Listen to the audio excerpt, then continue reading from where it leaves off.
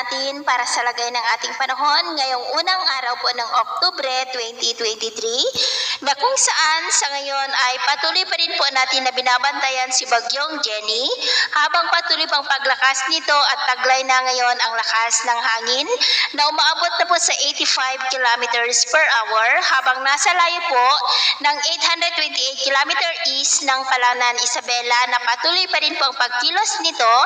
pa-north-northwestward sa bilis na 15 kilometers per hour. Posibleng sa Martes ay tuluyan na po yan na makakaapekto dito sa northern part ng Northern Luzon at sa mga isla ng extreme Northern Luzon at posibleng aabot rin po yan sa typhoon category. Pero posible pa po na magbago ang forecast na ito lalo na at nasa karagatan pa ang bagyo at lumalakas na rin po ang bugso ng amihan ngayong araw gaya po ninyong nakikita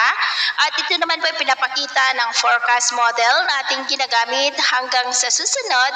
na 2 linggo. At sa lagay naman po ng ating panahon, ngayong madaling araw ay generally fair weather po sa malaking bahagi ng ating bansa pero dahil po sa mahinang daloy pa rin ng habagat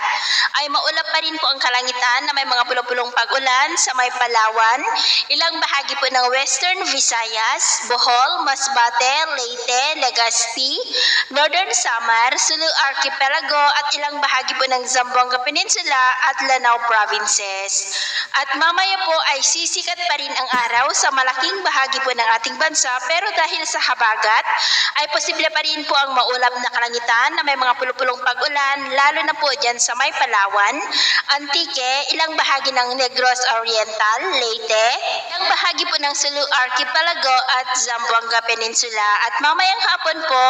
mas maraming lugar na muli dito sa ating bansa ang makakaranas po ng maulap na kalangitan na may mga pulupulong pag-ulan. Kaya kung lalabas po tayo sa ating mga tahanan ay ugaliin lamang po natin lagi ang magdala ng kahit na nung panangga natin sa init ng araw at protection na rin po sa mga biglaang buhos ng ulan. Sa atin naman pong mga baybayin, wala naman po tayong nakataas na gale warning signals pero iba yung pag-iingat lamang po kung papalaot tayo para mas makaiwas sa mga sakunang